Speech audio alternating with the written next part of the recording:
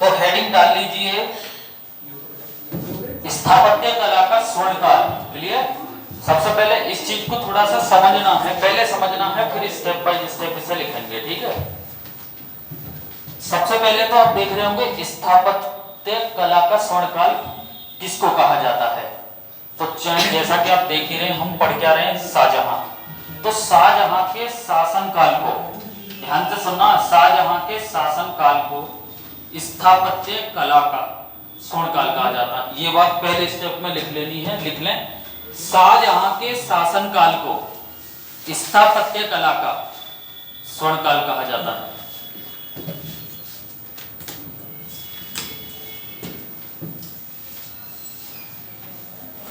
शाहजहां के शासनकाल को स्थापत्य कला का स्वर्णकाल कहा जाता है।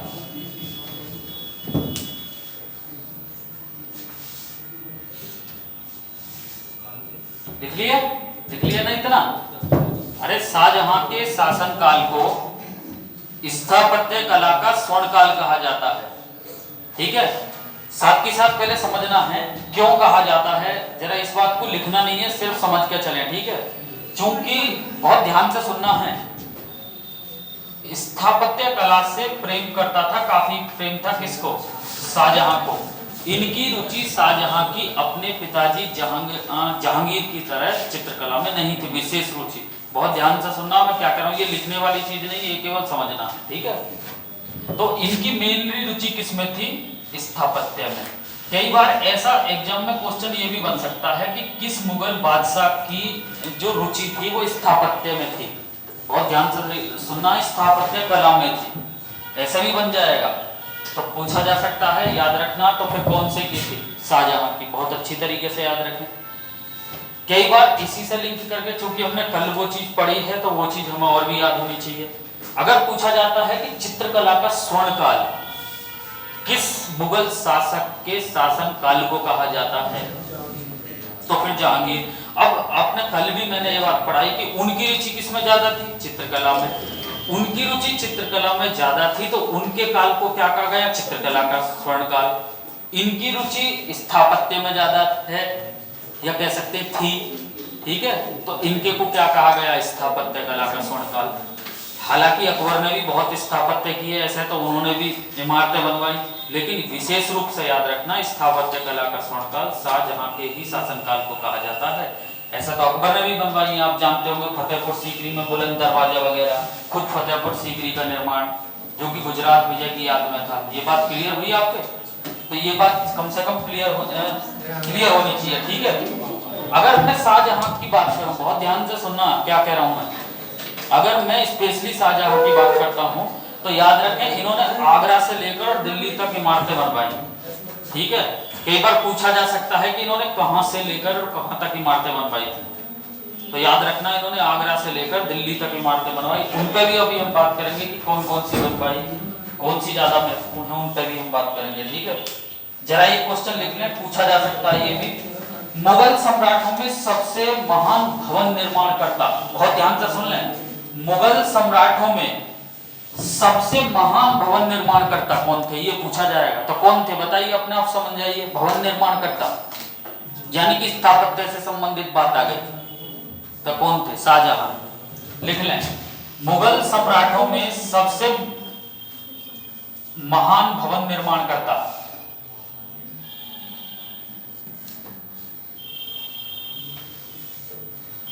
सबसे महान भवन निर्माण करता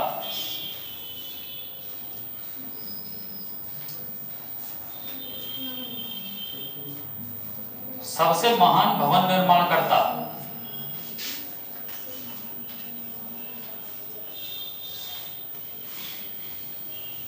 अब एक बात बताइए, यहां आपकी एक बात बिल्कुल एकदम से स्पष्ट हो जानी चाहिए कि भवन निर्माण की बात आ रही है, यानी कि स्थापत्य से संबंधित बात आ गई। तो इस बात को आप टचिंग करके भी याद रख सकते हैं, क्योंकि मैं इस बात को बार बार कह चुका हूं कई बार क्लास में, चाहे पॉलिटी हो, चाहे लिटरेचर पढ़ाया हो, चाहे ईवीएस पढ़ाया हो, रटना नहीं है, क्वेश्चनों को समझना है और समझ के चलना है। केवल समझने से बहुत लंबे समय तक याद रख पाओगे। ठीक है? तो सबसे महान भवन निर्माणकर्ता कौन थे मुगल साम्राज्य? अपने आप समझ जाइए, भवन निर्माण यानी कि स्थापत्य कला, वही है शाहजहां है। ठीक है, तो इतना मेरे हिसाब से क्लियर होना चाहिए। ठीक है, अगर मैं शाहजहां के स्थापत्य की बात करूं, बहुत ध्यान से सुनना है, एक प्रश्न हालांकि शाहजहां से अलग है लेकिन वो स्थापत्य से ही जुड़ा हुआ है। ठीक है, नोट करके इस क्वेश्चन को बिल्कुल अलग लिखना है, यानी कि यहीं पे लिखना है और नोट करके लिखना है। क्वेश्चन पूछा जाएगा, पहले सुन लें क्या पूछा जाएगा। जैसा कि मैंने अभी भी बताया कि मुगल शासन में पूर्णतः संगमरमर से निर्मित पहली मुगल इमारत कौन सी थी? पहली मुगल इमारत पूर्णतः संगमरमर से निर्मित। चूंकि भले किससे संबंधित है ये क्वेश्चन, संबंधित किससे है? अगर मैं संबंध की बात करूं तो स्थापत्य से ही संबंधित है। भले हम स्थापत्य की इस समय बात करें, इसलिए नोट करके लिख लें। मुगल शासन में या मुगल शासन व्यवस्था में पूर्णतः संगमरमर से निर्मित पहली इमारत एतमाद उद दौला का मकबरा।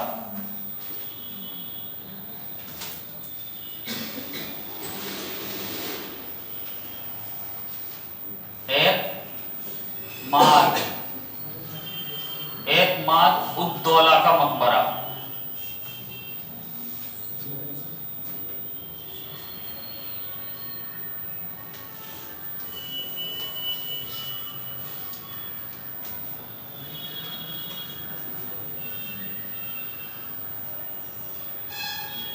अब बहुत ध्यान रखने की चीज है, भले ही चूंकि हम स्थापत्य की बात करें इसलिए मैंने ये क्वेश्चन ले लिया है ताकि चीजें एकदम से कंप्लीट हो जाए। ठीक है, तो याद रखना है कि मुगल काल में पूर्णतः संगमरमर से निर्मित, पूर्णतः संगमरमर से निर्मित अगर कोई पहली मुगल इमारत बनी तो वो बनी थी एतमाद उद दौला का मकबरा। और इस बात को आपको मैंने कल भी बताया है, चूंकि जहांगीर से भी ये संबंधित थी कहीं ना कहीं। ये एक नूरजहां ने बनवाया था, याद रखना है, और अपने पिता मिर्जा ग्यास की याद में बनवाया था। ये भी बात हमें याद होनी चाहिए, कई बार पूछ लिया जाएगा। ठीक है, क्लियर? अगर हम शाहजहां के स्थापत्य की बात करूं, ठीक है, तो शाहजहां ने बहुत सी चीजें बनवाई, लेकिन सबसे बेहतर जो कि आज भी उसका नाम है, जिसका नाम है ताजमहल। हालांकि दिल्ली का लाल किला भी है, उसका भी नाम ठीक ठाक है, लेकिन उससे भी ज्यादा बेहतर अगर हम देखें, लाल किले का अपनी जगह नाम है, जहां से हमारा राष्ट्रीय ध्वज भी फहराया जाता है, समझ रहे हैं ना। लेकिन आगरा का ताजमहल ज्यादा फेमस इसलिए है क्योंकि वहां लोग दूर दूर से देखने आते हैं। तो इनके शासन की जो सर्वश्रेष्ठ स्थापत्य का सर्वश्रेष्ठ नमूना क्वेश्चन पूछा जाएगा, शाहजहां के शासन काल में स्थापत्य का सर्वश्रेष्ठ नमूना कौन सा है? तो ताजमहल। एक छोटा सा हेडिंग डालेंगे ताजमहल, और ताजमहल से संबंधित जो भी फैक्ट है सारे अभी क्लियर करें। ठीक है, ताजमहल। अब आपके दिमाग में एक बात तो देखो क्लियर हो जानी चाहिए, क्या मैं पहले ही इस बात को बता चुका हूं, जिसके अवधि याद है, जिसके शाहजहां की शासन की अवधि याद है, समझ रहे हैं, 1627 से लेकर 1658, वो निश्चित रूप से ये बात समझ सकता है दिमाग में कि ताजमहल इस बीच में ही बना होगा, है ना। तो यानी कि 1600 कुछ में बना है, ये तो क्लियर हो गया होगा। और मान के चलो किसी वजह से परीक्षा में क्वेश्चन पूछ लिया जाता है कि ताजमहल कब बना, और वहां ऑप्शन एक 1600 कुछ दिया हुआ है, एक 1500 कुछ दिया हुआ है, मैं ऐसे ही बता रहा हूं, एक 1700 कुछ है, एक 1400 कुछ है, वहां आप इस अवधि से ही क्वेश्चन को कर सकते हैं। जिसको ये मालूम होगा 1627 से लेकर 1658 तक शाहजहां की अवधि है, ठीक है, तो वहां बड़े आराम से कर दोगे। तो ताजमहल सर्वश्रेष्ठ नमूना है, और भी चीजों पे हम बात करेंगे, लेकिन शाहजहां के शासन काल में अगर कोई बनी सर्वश्रेष्ठ इमारत है ना, तो वो कौन सी है? ताजमहल। ताजमहल कब बना जरा एक बार लिख लें। ताजमहल का जो निर्माण कार्य जो शुरू हुआ बनने का 1631 में इसकी बनने की शुरुआत हुई। पूछा जा सकता है, यूपी स्पेशल भी है, चूंकि उत्तर प्रदेश से संबंधित ये क्वेश्चन भी है, याद रखना है, यूपी पुलिस कांस्टेबल हो या यूपी एसआई हो, बिल्कुल पूछा जा सकता है। 1631 में तो इसका बनना शुरू हुआ, यानी कि कह सकते हैं शुरुआत, और 1600 1953 ईस्वी में इसका कार्य पूरा हुआ। Clear clear. ताजमहल के बनने में 22 वर्ष का समय लगा।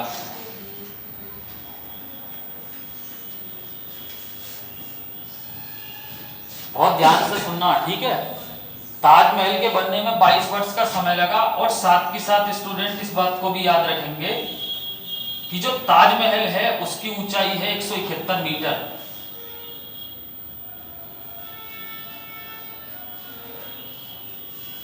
ये बात मुझे बताने की जरूरत है नहीं कि ताजमहल किस नदी के किनारे है। यमुना नदी, सभी जानते हैं यमुना नदी। क्लियर। और आप लोगों ने बहुतों ने देखा भी होगा ताजमहल, ठीक है। मैं भी कभी जाऊंगा जब कभी मौका मिलेगा। मैंने नहीं देखा अभी, मैंने सिर्फ ऐसे ही देखा है फोटो में, ठीक है। 171 मीटर है। ध्यान से सुनना। ताजमहल के वास्तुकार कौन थे? उस्ताद अहमद लाहौरी। अच्छी तरीके से लिख लें। ताजमहल के वास्तुकार कौन थे? उस्ताद अहमद लाहौरी।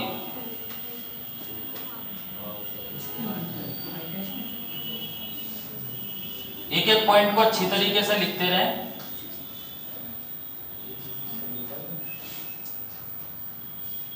उस्ताद अहमद लाहौरी।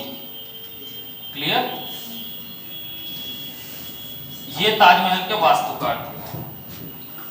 विशेष रूप से याद रखना है, ताजमहल किसने बनवाया? शाहजहां ने। ये बात क्लियर हो जानी चाहिए क्योंकि हम शाहजहां ही पढ़ रहे हैं। किसकी याद में बनवाया?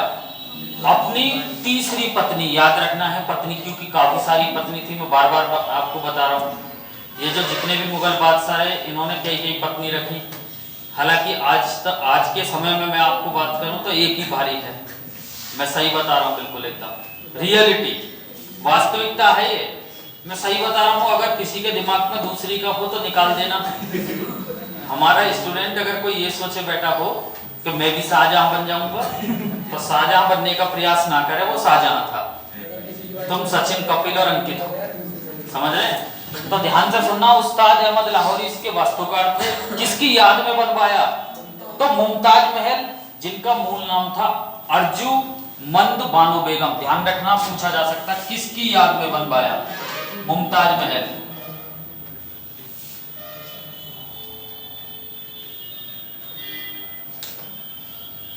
मुमताज महल। मैं इसीलिए इनका मूल नाम बता रहा हूं कई बार। स्टूडेंट जरूरी नहीं है वो मुमताज महल हो, क्योंकि मुमताज महल का मूल नाम था अर्जुमंद बानो बेगम। मैं सामने लिख भी रहा हूं, देख लेंगे।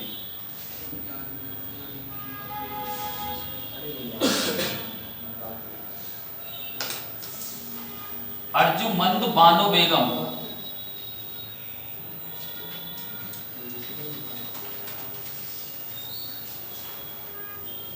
ये था मुमताज महल का पूरा नाम या मूल नाम कह सकते हैं, ठीक है। मुमताज महल इनकी याद में बनवाया, क्योंकि ये कह के गई कि भाई जब मैं चली जाऊं तो जो है मेरी याद में कुछ ऐसा होना चाहिए। ये हिस्ट्री कहती है ऐसा, ठीक है। तो मुमताज महल और अर्जुमंद बानो बेगम दोनों नाम याद होने चाहिए, पूछा जा सकता है, ठीक है। ये बात विशेष रूप से याद रखें ताजमहल से संबंधित कि ताजमहल यूनेस्को में शामिल है। आप जानते होंगे यूनेस्को विश्व धरोहर स्थल में शामिल है। ये कभी भी पूछा जाएगा, याद रखना है कि ताजमहल किस वर्ष यूनेस्को में शामिल हुआ। लिख लें नोट करके, सन 1983 में ताजमहल विश्व धरोहर सूची में शामिल हुआ। लिख लें सन 1983 में।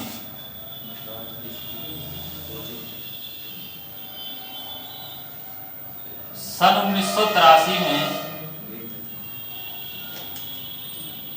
सन 1983 में ताजमहल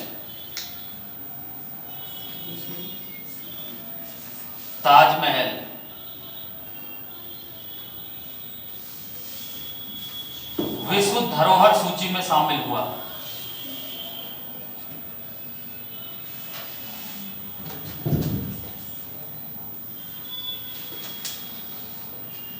क्लियर हुआ इतना? ये एग्जाम में आपसे कभी भी पूछा जा सकता है कि ताजमहल विश्व धरोहर सूची में कब शामिल हुआ? 1983 में, यानी यूनेस्को जो जारी करता है, ठीक है। बहुत अच्छी तरीके से याद रखें। शाहजहां के शासनकाल की अगर हम बात करें तो सर्वश्रेष्ठ स्थापत्य, क्योंकि उनके शासनकाल को क्या कहा जाता था, स्थापत्य का स्वर्णकाल, तो उनके शासनकाल की सबसे महत्वपूर्ण, सबसे विशिष्ट, विशिष्ट का मतलब होता है इंग्लिश में स्पेशल, ठीक है, तो वो कौन सी इमारत थी, ताजमहल। ताजमहल से संबंधित मैंने कुछ फैक्ट क्लियर कराए ताकि आप इन चीजों को कर सकें, ठीक है। उसके बाद बहुत शानदार जो इनकी दूसरी बेहतर इमारत कह सकते हैं, यानी कि पहली ये और दूसरी ये, तो दूसरी में एक लिख लेंगे दिल्ली का लाल किला। बहुत ध्यान से सुन लें, दिल्ली का लाल किला।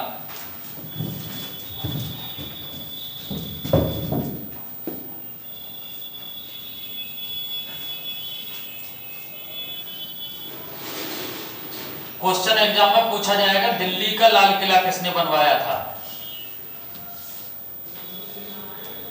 दिल्ली का लाल किला किसने बनवाया था स्टूडेंट, शाहजहां। क्लियर। देखिए इस विषय में एक तथ्य आप केवल सुनेंगे, लिखेंगे नहीं, केवल ध्यान से सुने, क्योंकि शाहजहां चल रहा है बोर्ड पे तो शाहजहां के ही संबंधित क्वेश्चन ज्यादा होंगे। क्लियर।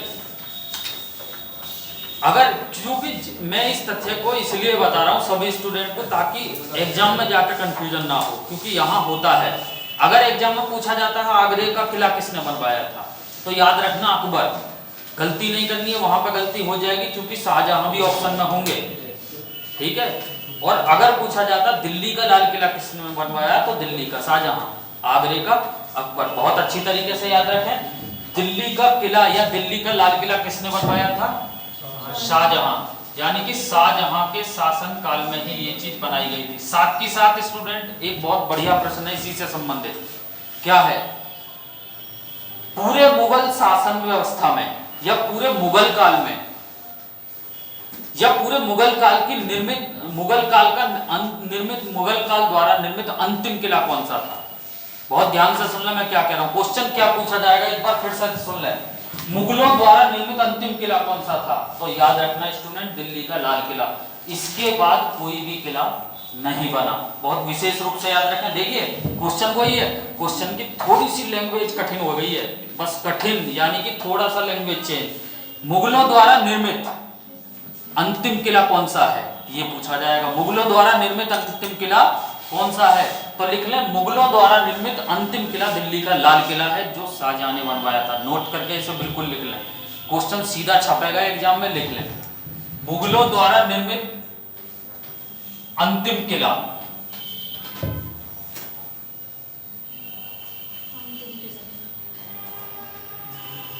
मुगलों द्वारा निर्मित अंतिम किला।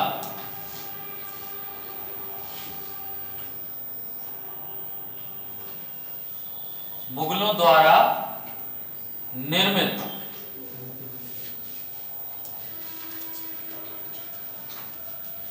अंतिम किला बताइए कौन सा है। हाँ, क्योंकि बोलते रहते हैं कई बार तो अपने आप चीजें और भी ज्यादा कंप्लीट हो जाएंगी। तो मुगलों द्वारा निर्मित अंतिम किला था कौन, दिल्ली का लाल किला। ये बहुत बेहतर क्वेश्चन है जो हमें याद होना चाहिए। अब ये दूसरे तरीके से किस तरीके से पूछा जा सकता है उसको बहुत अच्छी तरीके से याद रखें। जैसे किस मुगल शासक के शासनकाल में मुगलों द्वारा निर्मित अंतिम किला बनवाया गया, किस मुगल शासक के शासनकाल में मुगलों द्वारा निर्मित अंतिम किला बनवाया गया, तो क्या कहेंगे, शाहजहां का शासनकाल। बहुत बढ़िया प्रश्न हो सकता है, याद रखेंगे। ये वही दिल्ली का लाल किला है जहां से हमारा राष्ट्रीय ध्वज फहराया जाता है, याद रखेंगे। तो मुगलों द्वारा निर्मित अंतिम किला दिल्ली का लाल किला किसने बनवाया, शाहजहां। बहुत अच्छी तरीके से याद रखें, पूछा जा सकता है। उसके साथ साथ उसे आप याद रखना ही रखना है, अगर एग्जाम में पूछा जाता है कि आगरे का किला किसने बनवाया, तो आगरे का किला अकबर ने बनवाया। इनमें कई बार कंफ्यूजन होता है, ठीक है। इसके बाद लिख लें आगरा की मोती मस्जिद, आगरा की मोती मस्जिद शाहजहां।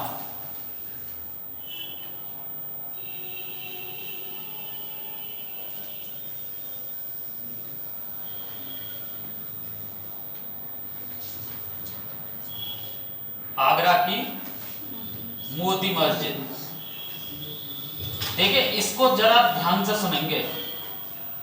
अगर एग्जाम में पूछी जाती है कि आगरा की मोती मस्जिद किसने बनवाई थी, तो आगरा की मोती मस्जिद तो शाहजहां ने बनवाई थी। और कई बार एग्जाम में ये इसमें भी स्टूडेंट दुविधा में होते हैं, परीक्षा हॉल में भ्रमित यानी कि कंफ्यूज। ठीक है, अगर एग्जाम में पूछा जाए दिल्ली की मोती मस्जिद किसने बनवाई थी, तो औरंगजेब। दोनों में अंतर है, औरंगजेब पे भी हम उस चीज को बात करेंगे, लेकिन फिर भी याद रखना है आगरे की मोती मस्जिद शाहजहां ने बनवाई थी और दिल्ली की मोती मस्जिद औरंगजेब ने बनवाई थी। ये बात याद होना चाहिए। कई बार इस प्रकार का प्रश्न आपको देखने को मिल सकते हो, सभी अब याद रखें। ठीक है, क्लियर इतना। उसके बाद नेक्स्ट लिखें दिल्ली की जामा मस्जिद शाहजहां ने बनवाई थी। दिल्ली की जामा मस्जिद,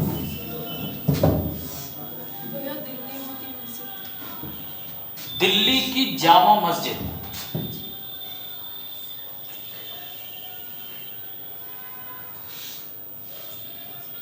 अब आप कहोगे इन्होंने दिल्ली और आगरा में ही बनवाए, कहीं और क्यों ना बनवाए। देखिए इसको ज्यादातर क्यों ही मारते हैं यहाँ बनवाई, उसका कारण है पहले इनके समय में राजधानी थी आगरा, तब आगरा बनवाई। बाद में ये राजधानी कहाँ स्थानांतरित कर दी, दिल्ली। इसीलिए कई बार प्रश्न सीधा परीक्षा में क्या पूछा जाएगा, बहुत ध्यान से सुने, मैं इसे आगे भी लिखाऊंगा फिर भी सुन लें। कौन सा मुगल बादशाह ऐसे थे जिन्होंने राजधानी आगरा से दिल्ली स्थानांतरित की थी, शाहजहां। बहुत अच्छी तरीके से याद रखना, इसीलिए लिख लें दिल्ली की जामा मस्जिद।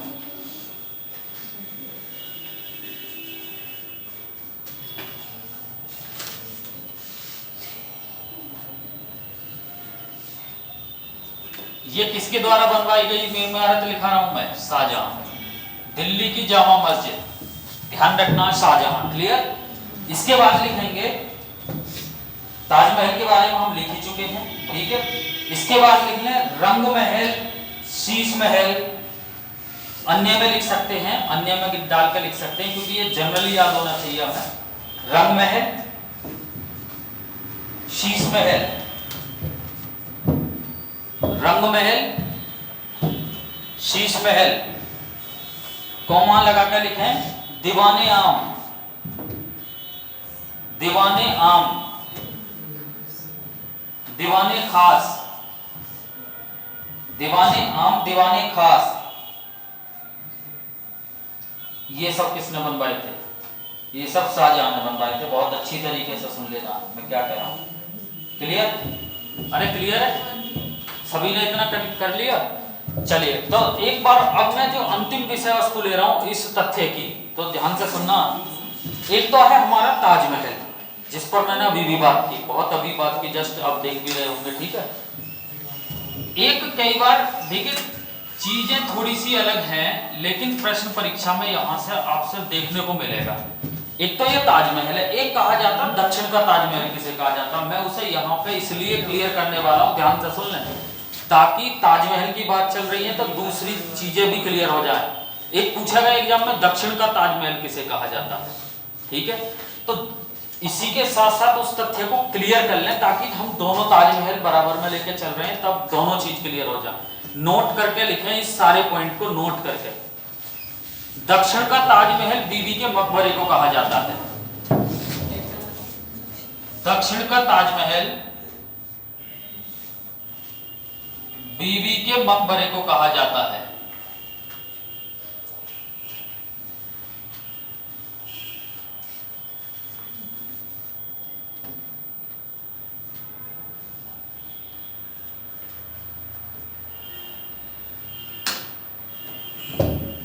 दक्षिण का ताजमहल बीबी के मकबरे को कहा जाता है। अब आपके दिमाग में एक बात आ गई होगी कि इसे उत्तर का ताजमहल कहते हैं और उसे दक्षिण का ताजमहल।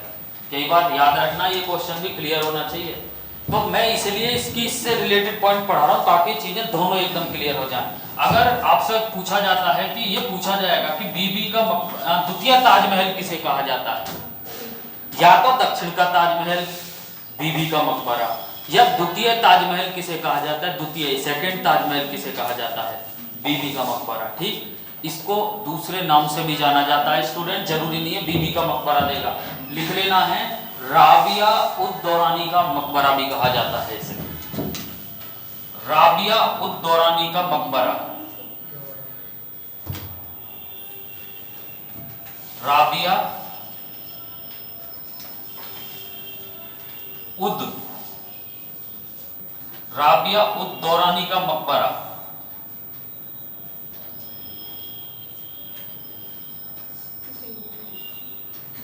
इसे राबिया उद दौरानी का मकबरा भी कहा जाता है। यानी कि अगर आपसे एग्जाम में क्वेश्चन पूछ लिया जाए कि बीबी के मकबरे का अन्य नाम क्या है, या बीबी के मकबरे को अन्य किस नाम से जाना जाता है, तो आपका आंसर होना चाहिए राबिया उद दौरानी का मकबरा। क्लियर? द्वितीय ताजमहल किसे कहा जाता है? बीबी का मकबरा। क्लियर? इसके साथ साथ याद रखें कहां है ये, तो लिख लें औरंगाबाद महाराष्ट्र। बहुत अच्छी तरीके से लिख लें, पूछा जाएगा ये कहां पर है, औरंगाबाद महाराष्ट्र।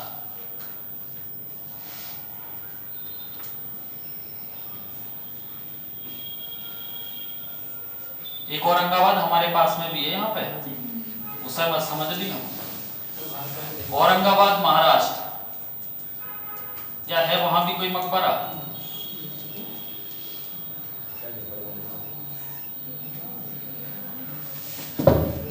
एक एक फैक्ट को अच्छी तरह देख लें, कहां पर है ये, औरंगाबाद महाराष्ट्र। और उत्तर का ताजमहल कहां है? आगरा। बहुत अच्छी तरीके से याद रखें। किसने बनवाया?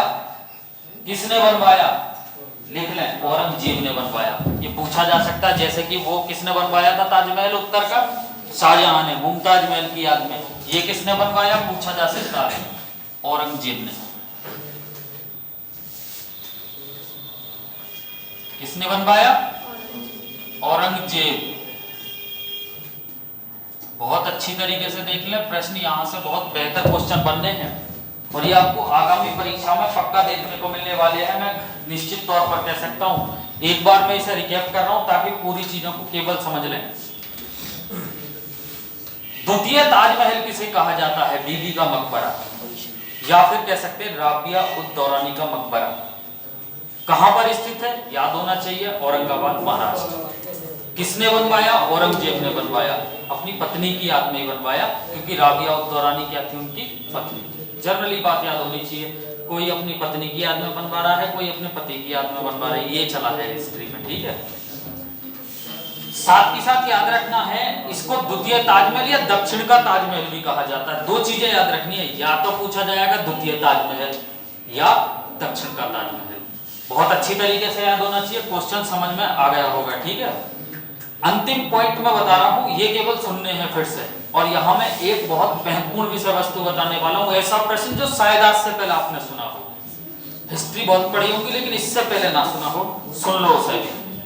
मैं मकबरे के संबंध में कुछ क्वेश्चन याद कराऊंगा, बहुत ध्यान से सुनना है एक एक विषय वस्तु को। बाबर का मकबरा काबुल, हुमायूं का मकबरा दिल्ली, अकबर का मकबरा सिकंदरा आगरा, उसके बाद जहांगीर का मकबरा लाहौर, उसके बाद शाहजहां, इन पर भी हम बात करेंगे तो शाहजहां का मकबरा है आगरा। बहुत अच्छी तरीके से सुनना। और उसके बाद औरंगजेब का मकबरा औरंगाबाद महाराष्ट्र, खुलदाबाद औरंगाबाद महाराष्ट्र। क्लियर? लेकिन एक प्रश्न पूछा जाएगा, क्या मुगल काल में जितने भी मकबरे हैं, बहुत ध्यान से सुनिए, मुगल काल का वह मकबरा कौन सा है जहां 9 लोग दफनाए गए?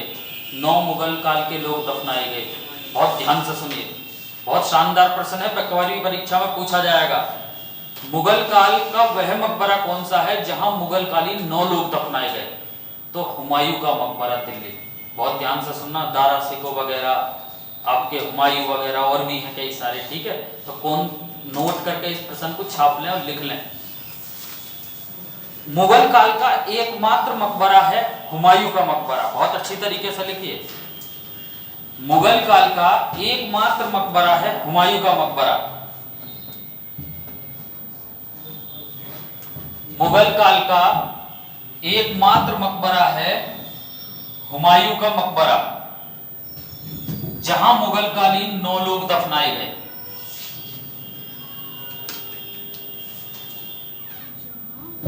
जहां मुगल कालीन 9 लोग दफनाए गए। क्लियर? मैं एक बार पुनः रिकैप कर रहा हूं, ध्यान से सुन लें। प्रश्न पूछा जाएगा, मुगल काल का वह एकमात्र मकबरा कौन सा है जहां 9 लोग दफनाए गए? बताइए। हुमायूं का मकबरा कहां पर है? दिल्ली।